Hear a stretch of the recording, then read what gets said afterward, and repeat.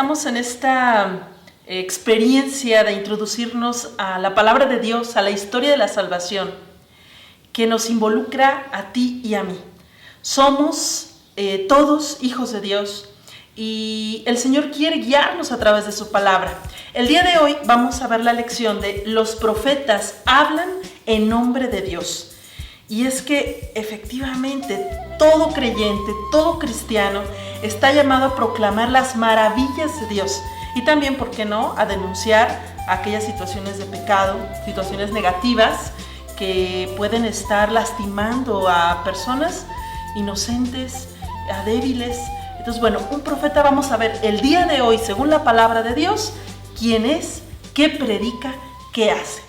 Pero bueno, antes de entrar con el tema, vamos a hacer un recuento también de lo que vimos la lección anterior. Si ustedes hacen por ahí memoria, recordarán que es David, el rey según el corazón de Dios. Y nos narra la palabra que este hombre justo, hombre sencillo y humilde, elegido por Dios, pues no cumplía las expectativas humanas, ¿no? Porque el Señor no mira las apariencias, sino que toca el corazón, mira el corazón de la persona. ¿Qué vio en David? Pues un hombre humilde, sencillo, dispuesto al plan de Dios. ¿Y qué tan dispuesto estaba David? Que recordamos, fue capaz incluso de enfrentarse al gigante Goliat. A pesar de que él era pequeño de estatura, se enfrenta con ese gran gigante, no armado de espadas ni armaduras, sino de gran fe. Pero bueno, también en la lección vimos que incluso los hombres de Dios también pueden llegar a equivocarse. Y esa es nuestra realidad. A veces aquellos que pretendemos con corazón sincero seguir a Jesús, también podemos caer, podemos equivocarnos. En el caso de David fue primero el pecado de la pereza, después lo llevó al de la lujuria y después terminó incluso siendo un asesino. Y bueno, pues esta palabra de Dios nos advierte eso, que no estamos exentos de poder caer en las fallas. Bien, después de esta etapa de la monarquía en el pueblo de Israel, representada por el paradigma más excelente que será el rey David, vamos a encontrar también otra etapa.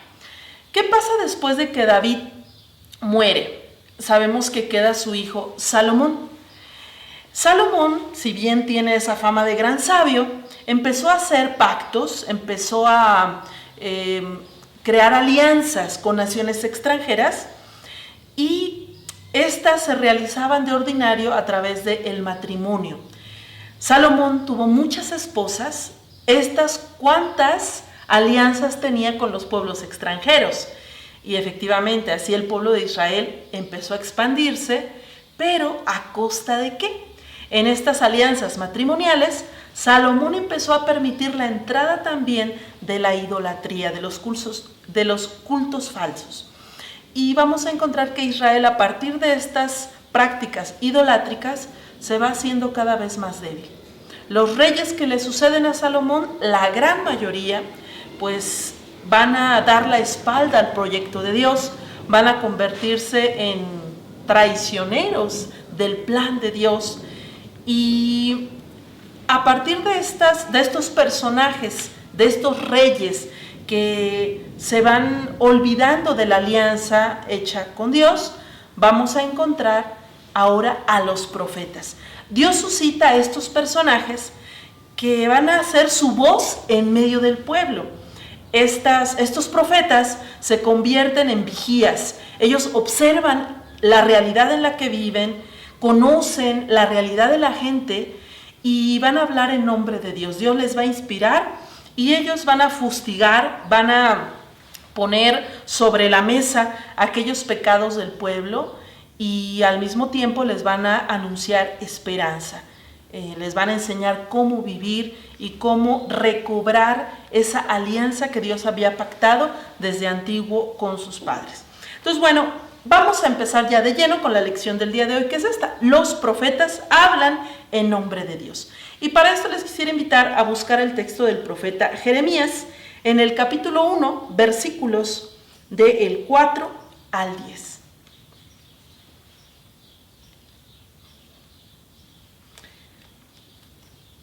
Voy a hacer la lectura en voz alta, váyanla siguiendo también en sus Biblias. Jeremías capítulo 1, versículos del 4 al 10. El Señor se dirigió a mí y me dijo: antes de darte la vida, ya te había yo escogido. Antes de que nacieras, ya te había yo apartado. Te había destinado a ser profeta de las naciones. Yo contesté: ay, Señor, yo soy muy joven y no sé hablar. Pero el Señor me dijo: no digas que eres muy joven. Tú irás a donde yo te mande y dirás lo que yo te ordene. No tengas miedo de nadie, pues yo estaré contigo para protegerte. Yo, el Señor, doy mi palabra.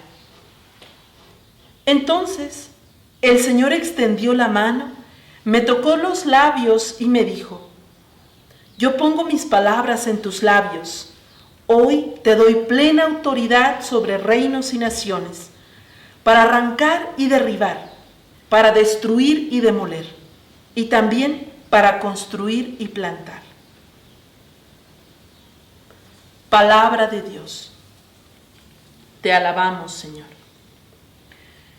Fíjense ustedes este texto tan hermoso, un llamamiento, el llamado que Dios hace a un joven llamado Jeremías, al cual estaba tocando vivir un tiempo muy difícil, porque su pueblo, el pueblo de Israel, estaba amenazado con una invasión extranjera en manos de los babilonios, y en este contexto de conquista e incluso de posible destierro, Dios le habla a Jeremías como un joven y le dice: ven, yo desde el seno de tu madre te tenía predestinado.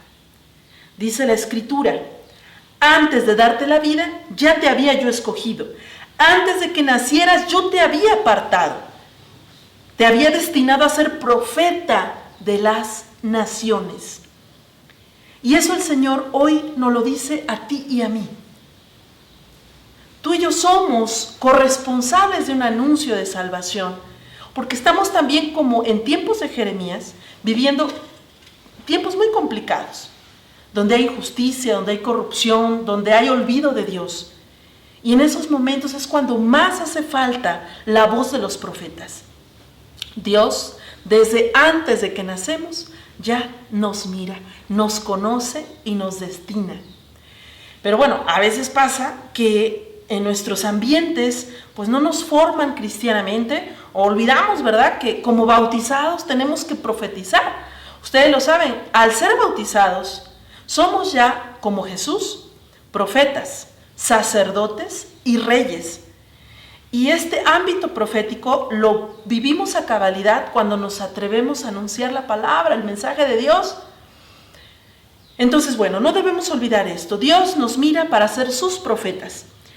Y claro, ante esta misión sabemos que la respuesta no es fácil. Ya el mismo Jeremías responde, ¿verdad? Ay, Señor, yo soy muy joven y no sé hablar. Jeremías dice con franqueza su propia experiencia. Soy joven, no sé hablar. Y yo creo que así podríamos decir cada uno de nosotros, no, pues yo soy muy viejo, yo soy muy joven, yo no sé leer, yo no conozco mucho de la Biblia, yo he tenido un pasado difícil, yo soy muy pecador, en fin, podemos decir 1000 pretextos. Pero la respuesta de Dios es muy simple y nos lo dice en el versículo 7. El Señor me dijo: no digas que eres muy joven, tú irás a donde yo te mande. Dirás lo que yo te ordene. No tengas miedo, porque yo estaré contigo. Esta es la clave de la profecía: el abandono, la confianza en Dios. No pensar en nuestras bondades, nuestras virtudes o nuestros defectos. Igual y podemos ser buenos oradores, o quizá, pues no sé, no tenemos temor a hablar en público, o tal vez sí, pero no importa. Lo más importante aquí, incluso más que un gran coeficiente intelectual, más que comprender todos los contextos de la Escritura, es disposición y una gran fe. Una fe que se traduce como confianza. Confía El Señor es el que está contigo, Él te manda y te va a dar las palabras necesarias en el momento necesario. Y bueno, nosotros como misioneros lo hemos vivido. Nos envían a una misión, yo recuerdo muy bien en mi primera misión, estando en Celaya, Guanajuato, me mandaron a predicar a los pocos días de haber llegado. Yo era una jovencita, ¿verdad? Bueno, todavía soy, pero una jovencita de 18 años, y me mandan a un rastro municipal. Ahí tenían un grupo de puros varones, eran todos hombres. Sí, era un grupo de puros señores, eran cerca de 10, y todos pues así ya grandes y bigotones. Y yo ahí una jovencita, ¿verdad? Que llegaba por primera vez y sentí esto, de pronto un temor de decir yo qué les voy a decir a estos señores, ¿verdad? Que ya tienen toda una vida hecha. Pero después, ¿verdad? La palabra de Dios misma te infunde una fuerza, un gozo al compartirla. Y gracias a Dios fue uno de los grupos más bonitos que llegué a tener. Y recuerdo muy bien las expresiones y las experiencias, ¿verdad? De los señores al final del curso. Muchas gracias, hermana, que nos dio un mensaje, nos ayudó mucho, en fin. Y yo dije, ¿cómo, verdad? Es verdad eso. No importa tu edad, no importa tu estatus social, no importa tampoco tu nivel académico. Importa que confíes y te lances a hablar de Dios. ¿Dónde? Donde estemos. Si tú eres ama de casa, pues ahí con tus vecinas, con tus amigas. Si tú eres un empleado, pues ahí también con los compañeros del trabajo. A veces se presta la situación para dar un consejo, para decir una palabra de fe y de esperanza. Y bueno, aquí nos dice muy bien cuál es la misión del profeta. Dice, te doy autoridad para arrancar y derribar. Para arrancar, ¿verdad? El pecado, las malas costumbres, para destruir esas estructuras negativas, esas estructuras sociales de injusticia, esas estructuras sociales de mentira. A ti te llamo, profeta, para destruir esto, para comenzar algo nuevo, dice el versículo 10, también para construir y plantar. Estamos entonces invitados a construir lo que Juan Pablo II llamó la civilización del amor, una sociedad en donde reinen los valores del Evangelio. Entonces también el profeta anuncia cosas buenas, aquello que los hombres de hoy habrán de hacer. Y bueno, vamos a ver otro texto que nos ilumina sobre esta naturaleza de la profecía, que nos ayuda a entender quién es un profeta. Y vamos a ver ahora la lectura del profeta Isaías. Vimos ya la figura de Jeremías, que como vemos era un jovencito. Ahora vamos a ver la vocación de Isaías. Isaías era una persona ya adulta, casi anciana, y era también sacerdote, pertenecía a esta casta sacerdotal. Dios llama a los que quiere. Entonces, bueno, vamos a ver del profeta Isaías el capítulo número 6. Versículos del 1 al 8. El año en que murió el rey Osías, vi al Señor sentado en un trono muy alto. El borde de su manto llenaba el templo. Unos seres como de fuego estaban por encima de él. Cada uno tenía 6 alas. Con 2 alas se cubrían la cara, con otras 2 se cubrían la parte inferior del cuerpo, y con las otras 2 volaban. Y se decían el uno al otro, Santo, Santo, Santo es el Señor Todopoderoso. Toda la tierra está llena de su gloria. Al resonar esta voz, las puertas del templo temblaron, y el templo mismo se llenó de humo, y pensé, ¡ay de mí! Voy a morir. He visto con mis ojos al Rey, al Señor Todopoderoso.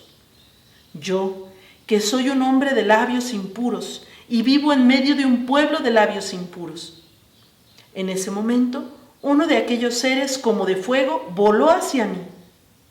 Con unas tenazas sostenía una brasa que había tomado de encima del altar, y tocándome con ella la boca me dijo, mira, esta brasa ha tocado tus labios.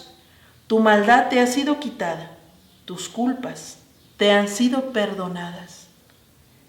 Entonces oí la voz del Señor que decía: ¿a quién voy a enviar? ¿Quién será nuestro mensajero? Yo respondí: aquí estoy yo, envíame a mí. Palabra de Dios. Te alabamos, Señor. Qué hermoso contexto del llamado de Isaías. Esta experiencia algunos le llaman teofanía, es decir, manifestación mística de Dios. En esta teofanía, que no sabemos exactamente cómo ocurrió, pero lo que sí sabemos es que Isaías quedó así impactado, anonadado. Parece un contexto litúrgico: incienso, oraciones, glorificación: santo, santo, santo eres tú, Señor. Y es en este contexto donde Isaías, ante la majestad de Dios, descubre su pequeñez, su debilidad. Al igual que Jeremías. Jeremías: yo soy muy joven, no sé hablar. Y Isaías dice: voy a morir.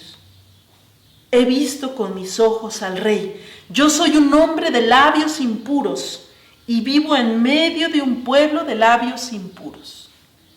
Este soy yo, un pecador, un impuro. Alguien que ha faltado a las normas, a la ley de Yahvé.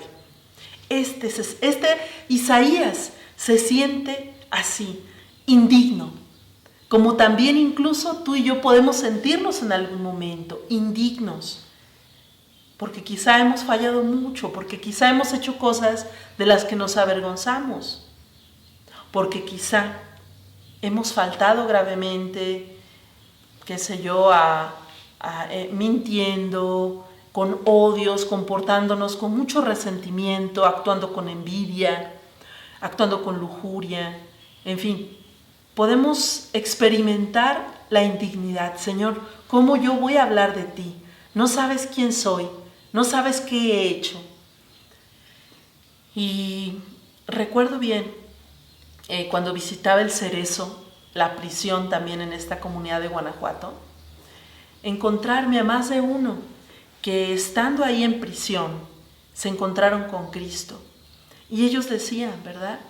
Pero ¿quién soy yo? ¿Cómo yo ahora me pongo a rezar aquí el rosario con mis compañeros? ¿Cómo yo estoy leyendo esta palabra de Dios? Yo que hice tanto daño, yo que incluso llegué a matar, yo que me dedicaba a robar, a hacer daño a la gente, a secuestrar. Y ahora, ahí con la Biblia en la mano, claro que se experimenta una indignidad, pero esa tampoco es impedimento. Dios le dice a Isaías, a través de uno de estos seres alados que sostenía una brasa ardiente: con esta brasa he purificado tus labios. Es decir, habla, porque yo te he purificado. Y de hecho Isaías comprende bien el mensaje, porque cuando Dios pregunta: ¿a quién voy a mandar? ¿Quién será nuestro mensajero? Isaías, sin duda con humildad, porque reconocía su pecado, es capaz de decir: aquí estoy yo, aquí estoy yo. No soy el mejor, no soy el más capaz ni el más bueno, pero aquí estoy, envíame a mí. Qué hermoso, hermanos, qué hermosa lección nos da el profeta Isaías. Si tú tal vez te sientes así tan pecador, o que has hecho tantas cosas en tu vida sin Cristo, pues ahora al contrario, que ese sea tu testimonio más grande de lo que Dios hace para transformar una vida y un corazón. Que tú no tengas miedo de hablar de Dios, y no importa, seguramente te van a decir: ay, pero ya te conocemos, sabemos quién eres tú, que has fallado, mira, si antes nos íbamos a las parrandas, yo te vi tirado en el piso todo borracho, o qué sé yo, tantas cosas que nos pudieran decir. No importa decir: pues sí, pero para gloria de Dios aquí estoy, y ahora anuncio su palabra. Y creo que ese a la larga sería una prueba indudable del poder transformador, del poder salvador de la palabra de Dios.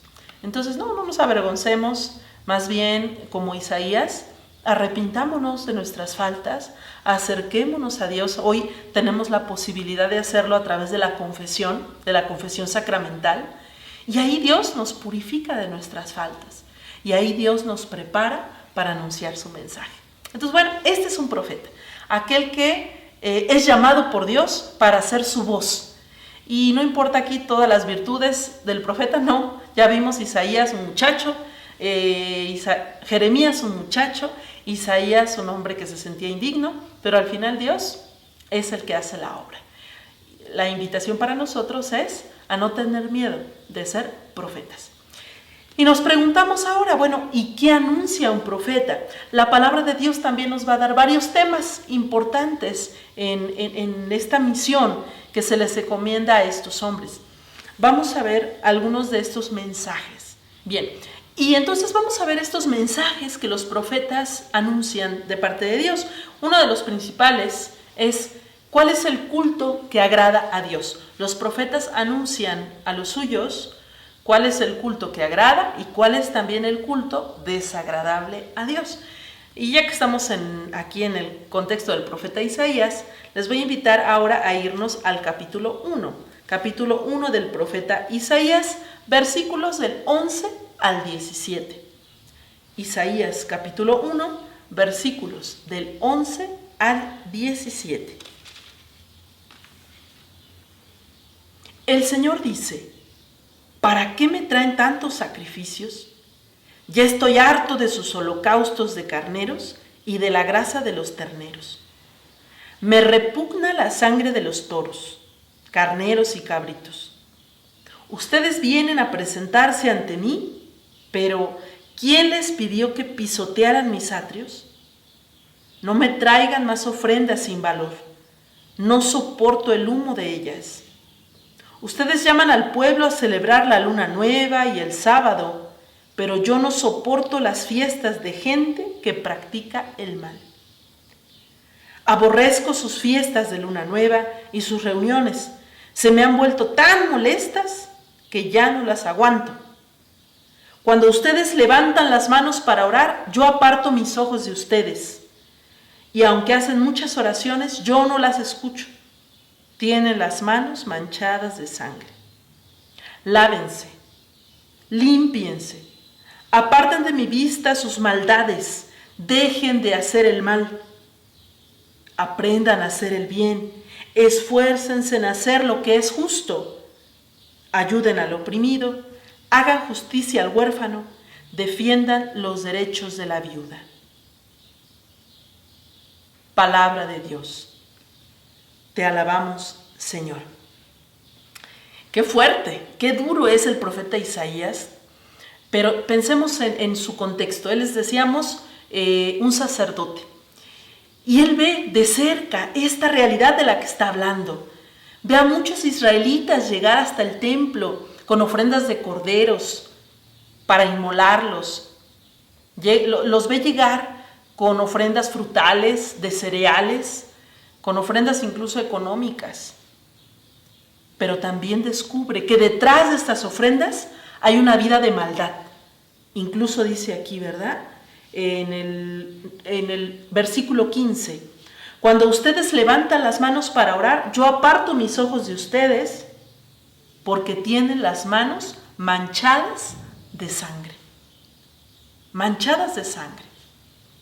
No hace mucho escuchaba el video de un político venezolano, que ya ustedes conocerán, diciendo que era el enviado de Cristo, que él era cristiano, evangélico, y que estaba convencido de llevar la justicia a los pobres, en uno de sus discursos. Pero en la realidad es un opresor.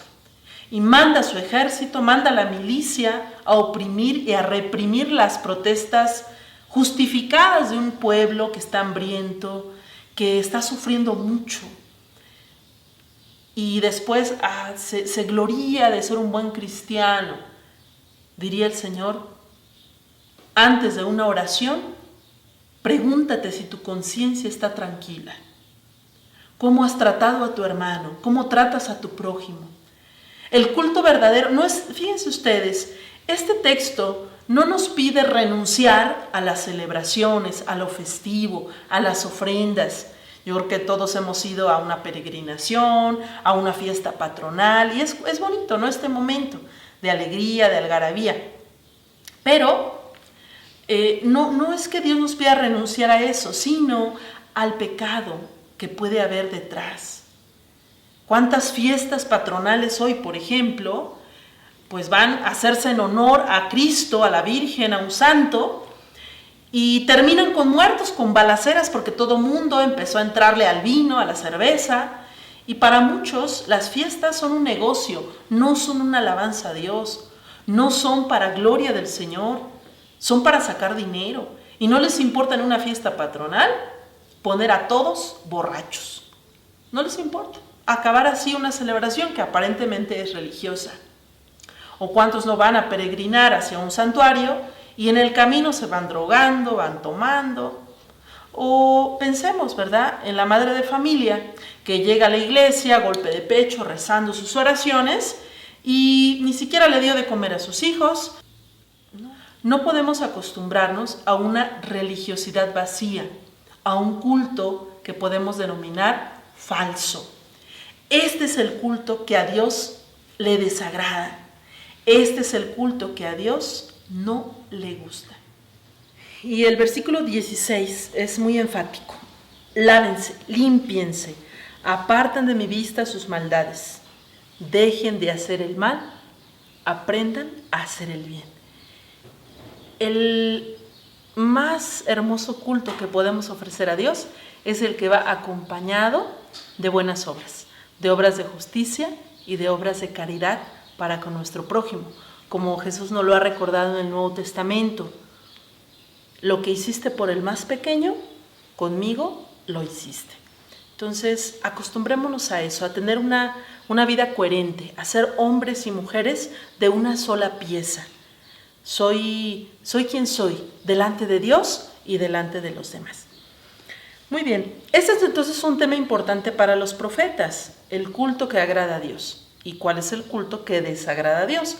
Pero hay otro tema también muy, muy importante y que tiene que ver con la justicia. Les invito a ver del profeta Amós, el capítulo 2, versículos del 6 al 7.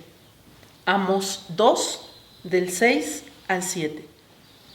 Dice el texto: Así dice el Señor, los de Israel han cometido tantas maldades que no dejaré de castigarlos, pues venden al inocente por dinero y al pobre por un par de sandalias. Oprimen y humillan a los pobres y se niegan a hacer justicia a los humildes. El padre y el hijo se acuestan con la misma mujer, profanando así mi santo nombre. Palabra de Dios. Te alabamos, Señor. ¿Quién es Amós? Amós es un vaquero, ¿verdad? Alguien que tenía ganado y también es cortador de higos. Esto que para nosotros pudiera parecer cualquier cosa, no lo era. Amós tenía un oficio y un oficio importante. Los higos tenían que cortarse, hacerle una hendidura en determinada época de su crecimiento para que dieran el mejor sabor, un sabor dulce, y esto no todos lo sabían hacer. Amós lo sabía, era su oficio. Es decir, no es un hombre que no tiene nada que hacer y por eso Dios lo llama. A veces hay esa falsa concepción del que anuncia a Dios o que se dedica a hablar de Dios. Ay, tú porque no tienes otra cosa que hacer más que andar ahí metido en la iglesia. No es así. En realidad Dios llama a todos y al que quiere, incluso también a aquellos que están muy ocupados, que ya tienen, digamos así, resuelta su vida. Dios llama a Amós y lo invita a ser un predicador. ¿Y de qué? De injusticias. Dios le invita a Amós a hablar en contra de las injusticias contra su pueblo, contra los más pequeños, contra los más débiles. Amós predica en el norte, en Israel, y habla en nombre del Señor diciendo: los de Israel han cometido tantas maldades que no dejaré de castigarlos. Las palabras son duras y por supuesto Amós no recibiría aplausos por decir esto. Pero como dice el cincelazo en 1 Número 97, quien ha conocido a Dios no puede callar. Dice el texto: ustedes venden al inocente por dinero y al pobre por un par de sandalias. Oprimen y humillan a los pobres, se niegan a hacer justicia a los humildes. ambición, codicia. ¿Acaso no es este un panorama que hoy vemos en nuestros días de una manera muy fuerte? Hombres que por dinero hacen lo que sea. Gente que es capaz de quitarle el pan de la boca, despojar de su casa a una familia por ambición. Es una realidad que el amor al dinero endurece el corazón humano. Y a muchos no les importa, por ejemplo, a los narcotraficantes. Por tener dinero, no les importa destruir miles y miles de vidas. No les importa ver a jóvenes destruyendo sus proyectos por estar metidos en una droga. Estos lo que quieren es llenarse los bolsillos de billetes a costa de otros. O estas transnacionales, ¿verdad?, que van por los países comiéndose a las pequeñas empresas y pues no les importa, ¿verdad?, dejar sin sustento a una familia, porque mi empresa yo quiero que crezca y que florezca y no me importa que la tuya se vaya a la quiebra. Tenía un amigo que tenía una pequeña fábrica de calcetines y pues bueno, dentro de todo pues modestamente iba adelante y era el ingreso que ayudaba a su familia. Cuando empiezan las transnacionales chinas a vender este mismo producto a unos precios pues irrisorios, pues su negocio se va cada vez a pique y bueno, pues acaban por cerrar la fábrica. Y él decía, no podemos competir, no estamos en las mismas condiciones, las condiciones son dispares para estos monopolios enormes y para nosotros que somos pequeños empresarios. Entonces, ¿hay injusticias en nuestro país? Sí. Secuestradores que no les importa lucrar con el dolor ajeno, con el sufrimiento de una familia, que son capaces de cortar un dedo, de mandarlo como una prenda a la familia angustiada para recibir millones, para exigir un pago. Queridos hermanos, ¿qué tiempos estamos viviendo? Estos tiempos de Amós también son los nuestros. Y Amós tuvo la valentía de alzar la voz en pro de estos inocentes. Dice, el padre y el hijo se acuestan con la misma mujer, profanando mi santo nombre. Igual, esta escena la podemos ver el día de hoy, inmoralidades sexuales, donde incluso hoy los niños, ¿verdad?, son súper erotizados. Y ya no importa que veas un niño transvesti, ¡ay, qué curioso!, ¿verdad? Y estos niños están descubriendo su sexualidad. Oye, ¿hacia dónde vamos? A estos productores de pornografía y tanta cosa, ¿qué les interesa estar destruyendo el corazón y la mente de tantos adolescentes, de tantos niños? Pues porque están recibiendo carretillas de dinero. Tenemos que ser como Amós, profetas que se preocupen por ayudar al más indefenso.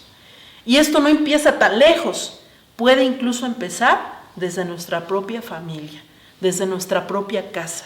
Cuando no eres capaz de decirle a tu cuñada, oye, ya no le pegues tanto a los niños, oye, mira, busca otras maneras, oye, o cuando no eres capaz también de denunciar un fraude que se está generando ahí con alguien que conoces, o quizá incluso colaboramos con la injusticia cuando damos moches, cuando damos mordidas ahí a los policías o a las instituciones gubernamentales para agilizar un trámite, en fin.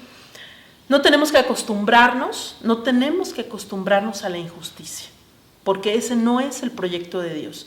Y en las sociedades injustas siempre habrá quienes sufran más, y estos generalmente son los más pobres, los más indefensos. Entonces, entrar en la dinámica del reino de Dios es entrar en la dinámica de la verdadera justicia al tono de la misericordia divina. Entonces los profetas, vamos comentando dos temas, hablan del culto que agrada a Dios y hablan también de la justicia que Dios quiere y de la injusticia que tiene que ser erradicada. Pero hay otros temas también. Los profetas también van a hablar del rechazo que la sociedad hace a Dios. ¿Y por qué denuncian este rechazo de la comunidad, del pueblo de Israel hacia Dios? Porque saben que cuando el hombre se aleja de Dios, cuando el hombre rechaza a Dios, todo se descompone. Alejarnos de Dios significa desgracia. Alejarnos de Dios significa injusticia.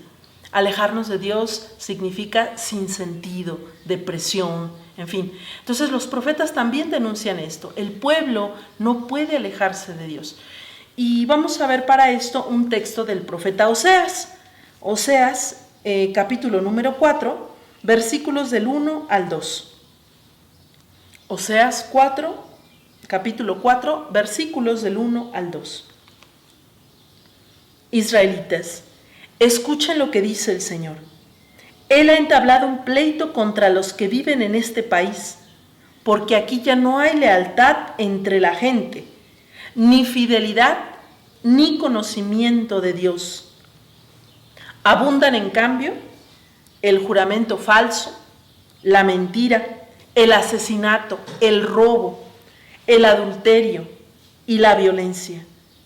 Y se comete homicidio tras homicidio. Palabra de Dios. Te alabamos, Señor. Fíjense ustedes, hay una relación directamente proporcional entre la lejanía de Dios y la descomposición social. Dice el texto, al final del versículo 1, no hay ni fidelidad ni conocimiento de Dios. Falta esto en el pueblo. ¿Y qué sobreviene como consecuencia? Juramento falso, mentira, asesinato, robo, violencia, adulterio, etcétera, etcétera, etcétera. ¿Por qué vemos hoy sociedades tan descompuestas? ¿Por qué vemos hoy que un adolescente de 17 años, de 16 años, toma un arma, va a su escuela y asesina a sus compañeros y después se suicida? ¿Por qué vemos hoy a una jovencita de 13 años que va a una clínica a abortar? ¿Por qué? Porque ha empezado su vida sexual de manera muy temprana y después tiene que desechar el producto. ¿Por qué vemos hoy la infidelidad entre los matrimonios y el divorcio que aumenta y aumenta como una situación ya normal? ¿Por qué vemos estas situaciones difíciles? La violencia, ni qué se diga, ¿verdad? Que cada vez va en aumento. ¿Por qué? Porque nos estamos apartando de Dios. El profeta Oseas lo dice con mucha claridad. Si te alejas de Dios, sobreviene el caos. Y los profetas también tienen esa valentía de decir, oigan, hermanos, tenemos que estar cerca de Dios para que nuestra vida sea mejor, para que nuestras relaciones de familia, de trabajo, sean mejores también. El profeta no tiene pelos en la lengua, es capaz de decir al pan, pan y al vino, vino. Y no se tapa los ojos, es capaz de decir, esto que estamos viviendo tiene su causa en el alejamiento de Dios. Y lo contrario también, nosotros podemos experimentar que una familia, una persona, una sociedad que se acerca a Dios tiene una posibilidad de transformación positiva, un mundo nuevo empieza a crecer en él. Los profetas saben que mientras no haya una apertura a la trascendencia, al amor de Dios, el hombre difícilmente va a cambiar sus actitudes. No basta tener buenas intenciones, hace falta siempre recurrir a una fuerza que está más allá de nosotros. Y ese que nos da esa fuerza es Dios. Entonces, no nos contentemos con una sociedad injusta, con una sociedad de mentira, de robo. ¿Qué podemos hacer para empezar un nuevo camino, una nueva civilización? Empecemos a vivir nuestra fe de una manera fuerte, convencida. Demos testimonio de aquello que creemos, de los valores que brotan de esta palabra. Y ¿por qué no también anunciemos? Los papás, por ejemplo, empezando por sus hijos, ahí tienen una primera y peculiar misión importantísima: infundir la fe en aquellos que Dios ha puesto en sus manos. Los maestros también, influir en su entorno, en sus alumnos, sea de manera temática, es decir, hablando de Cristo directamente, como hablando de los valores, hablando de aquellas cosas que van a ayudar a aquellos jóvenes, la responsabilidad, la honestidad, en fin. Cada uno podemos poner nuestro granito de arena. Y no nos desanimemos, la maldad es mucha, pero sabemos que Dios es más grande. Como dice aquel dicho, ¿verdad? No le digas a Dios lo grande que es tu problema. Dile a tu problema que tienes un Dios muy grande. Entonces, entre más situaciones difíciles vemos en la sociedad, más la exigencia de predicar la palabra con convicción. Y finalmente, uno de los temas que también pues ya van a abrir la puerta del Antiguo al Nuevo Testamento, que los profetas van a anunciar, es el tema de la nueva alianza. Los profetas no solamente anuncian desventuras, anuncian situaciones difíciles, también dan soluciones, también dan propuestas. Y lo que los profetas anunciarán desde lo hondo de su vida y de su corazón va a ser la nueva alianza. ¿Cuándo se ha pactado la antigua alianza? Ustedes recordarán cuando vieron la lección número 4, de Dios libera a su pueblo y hace una alianza con él, cómo Dios pacta a través de Moisés con la comunidad. La promesa era: yo seré su Dios, ustedes serán mi pueblo. ¿Y qué tenían que hacer los israelitas para cumplir este pacto? Pues vivir el decálogo, vivir la Torá, vivir la ley de Dios, que en el fondo era un beneficio para ellos mismos. Pero vimos a lo largo de la historia de la salvación que el pueblo muchas veces fue infiel a esta antigua alianza. No pudo responder generosamente a la alianza que Dios había pactado con ellos. Entonces, ¿qué van a hacer los profetas, inspirados por Dios? Anunciar que hay posibilidad de algo nuevo, de algo diferente. Algo que no va a depender tanto de las capacidades humanas, sino que sobre todo es una oferta gratuita de parte de Dios. Entonces los profetas van a anunciar una nueva alianza. Y para ello quisiera invitarles a ver un texto del profeta Ezequiel. Les invito a buscar en su Biblia el libro del profeta Ezequiel en el capítulo 36, versículos 23 al 30. Profeta Ezequiel, capítulo 36, versículos del 23 al 30. Yo voy a mostrar ante las naciones la santidad de mi gran nombre, que ustedes han ofendido entre ellas. Cuando yo lo haga, ellas reconocerán que yo soy el Señor. Yo, el Señor, lo afirmo. Yo los sacaré a ustedes de todas esas naciones y países, los reuniré y los haré volver a su tierra. Los lavaré con agua pura, los limpiaré de todas sus impurezas, los purificaré del contacto con sus ídolos. Pondré en ustedes un corazón nuevo y un espíritu nuevo. Quitaré de ustedes ese corazón duro como la piedra y les pondré un corazón dócil. Pondré en ustedes mi espíritu y haré que cumplan mis leyes y decretos. Vivirán en el país que di a sus padres y serán mi pueblo y yo seré su Dios. Los libraré de todo lo que les manche. Haré que el trigo abunde y no volveré a enviarles hambre. Haré también que los árboles y los campos den más fruto, para que ustedes no vuelvan a pasar vergüenza delante de las otras naciones por causa del hambre. Palabra de Dios. Te alabamos, Señor. Qué texto hermoso del profeta Ezequiel. Ezequiel es también más o menos contemporáneo de Jeremías. También le toca vivir el tiempo del destierro. Ha visto cómo su pueblo ha sido arrancado de su patria. Le han quitado lo que más valora, su tierra, su familia, su templo. Se siente abandonado, se siente solo. El pueblo no tiene esperanza. Y es en este momento cuando el profeta alza la voz y les dice: no se desanimen, Dios tiene proyectos grandes para ustedes. ¿En qué consiste esta nueva alianza? Fíjense qué hermoso el versículo 25. Los lavaré con agua pura, los limpiaré de sus impurezas, los purificaré de sus idolatrías. El Señor nos dará medios para limpiarnos desde dentro. Un poco antes ha dicho: los reuniré y los llevaré a su tierra, los haré volver a su tierra. Es decir, en el proyecto de Dios hay unidad, en el proyecto de Dios hay fraternidad, hay amor. Pero quisiera que pusiéramos atención en el versículo número 26. Pondré en ustedes un corazón nuevo y un espíritu nuevo. En el Antiguo Testamento, El corazón, que en hebreo es lev, tiene más relación con la conciencia, con esta parte interna nuestra de la toma de decisiones, que con el sentimiento como tal, con los afectos.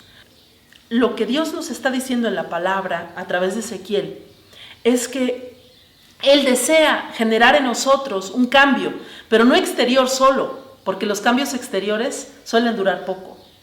Un cambio que surja desde dentro, que haya convicciones en nosotros, que haya una fuerza interior para ser fieles al proyecto de Dios. Dice la Escritura: quitaré de ustedes ese corazón duro como la piedra y les pondré un corazón dócil. En otras traducciones, les pondré un corazón de carne, un corazón sensible, una apertura a mi voz. Y creo que a veces así nos sentimos, queridos hermanos, como con un corazón de piedra. Y hemos dicho más de una vez: es que yo no puedo cambiar, ya lo he intentado, ya he querido dejar mi soberbia, yo ya he querido dejar mi orgullo, yo no puedo dejar de ser chismosa, y rápido ya la boca me cosquillea porque quiero decir tal cosa, tal otra. Y a veces nos lamentamos delante de Dios, decimos: Señor, ¿por qué volví a caer en lo mismo? ¿Por qué otra vez? Si yo ya dije que no iba a hacer esto, que no iba a caer en esta infidelidad, que ya no iba a caer en este vicio, y no obstante, hay una caída.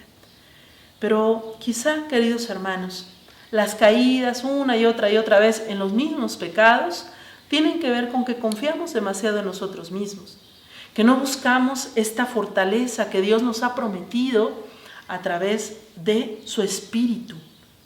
Yo les voy a arrancar el corazón de piedra, yo les voy a dar un nuevo corazón. Eso es lo que Dios nos está diciendo. Es una profecía del Antiguo Testamento. Y esta profecía, lo sabemos hoy, se cumplió. Esta profecía se cumple cabalmente en Jesucristo. Él es el Hijo de Dios que viene a nosotros, y Jesús lo ha dicho: les enviaré el Espíritu que viene del Padre. Con esto Jesús cumple la promesa que aquí Ezequiel anunciaba. Es decir, la nueva alianza ya no es para nosotros una promesa, sino una realidad. Estas palabras esperanzadoras, hermosas, tendremos que recordarlas siempre, sobre todo en momentos en que no nos va tan bien en la vida, que tenemos rachas difíciles. Recordar esto: Dios siempre sale al paso, Dios siempre se compromete con nosotros y vela por nuestras necesidades. Claro, como dice la Escritura, Dios rogando y con el mazo dando.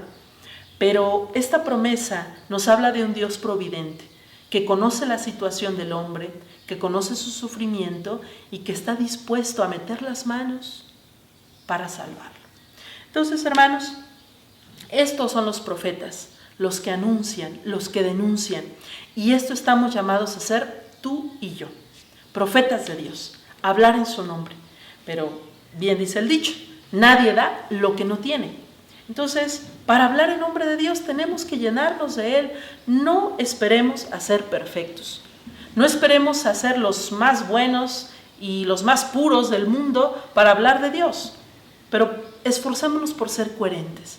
Cuando fallamos, arrepentirnos, acercarnos al Señor, confesarnos, alimentarnos de los sacramentos, de la Eucaristía, en fin. Busquemos a Dios, busquemos llenarnos de Él para que podamos hablar de Él. También el Señor Jesús nos iluminará en el Nuevo Testamento al decirnos: la boca habla de lo que el corazón está lleno. Entonces, llenemos el corazón de este mensaje de Dios, de esta fuerza de Dios, de esta gracia divina, para que la podamos compartir en la familia, con los amigos, con las personas que Dios nos pone al paso. Es bonito ver a personas que se animan a hacer una experiencia de predicación. ¿Cuántos laicos, hombres, mujeres, jóvenes, niños han descubierto el gozo de la profecía? Tú no te quedes atrás. Prepárate con estos cursos, aliméntate de Dios y conviértete también en un predicador. Bien, y como saben, estamos tomando este curso del libro Dios ama a los hombres, y como en cada lección vamos a leer los principales conceptos para que nos quede muy claro cuáles son las principales ideas de este tema. El culto a Dios que le tributamos en el templo es la expresión de una vida correcta y sincera. No caben en la casa de Dios quienes viven mal y fingen honradez. Lo que quiere Dios es amor y conocimiento de su palabra, y no devociones vacías. Muchos de los que no van a la iglesia se quejan de los malos ejemplos de los católicos. Cuidado. Número 2. La injusticia es uno de los pecados más comunes entre los hombres de todos los ambientes y de todos los tiempos. Los profetas son radicales contra ella y nos dan ejemplo de valentía denunciando duramente a los autores de este abominable vicio. No solamente no hay que cometer injusticias, si no queremos pertenecer al reino de Satanás, tenemos la obligación de denunciarlas. Como dice el dicho, quien calla, otorga. Tercero, uno puede caer en un determinado momento en el pecado, pero nunca debe hacer las paces con él. Lo peor para el hombre es vivir en el pecado, porque vive de espaldas a Dios y bajo el poder del demonio. Oseas encuentra las causas de este rechazo de Dios en la falta de enseñanzas divinas.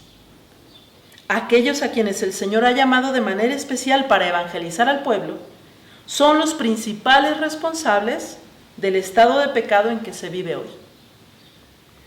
Cuarto, la solución a tanta maldad, los profetas la encuentran en la nueva alianza. Solamente quien acepta en su vida esta alianza, que es Cristo, podrá superar los vicios que denuncian los profetas.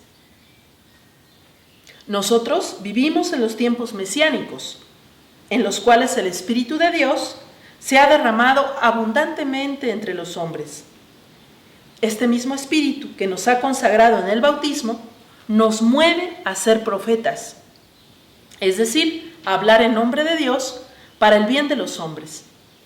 Los que hemos sido bautizados en Cristo Jesús y hemos escuchado la palabra de vida, no podemos callar ante las injusticias. Y bueno, pues terminamos con este cincelazo tan famoso que ya mencioné en la lección, pero que sea con lo último que nos quedemos en esta jornada. El que ha conocido a Dios no puede callar. Me has llamado.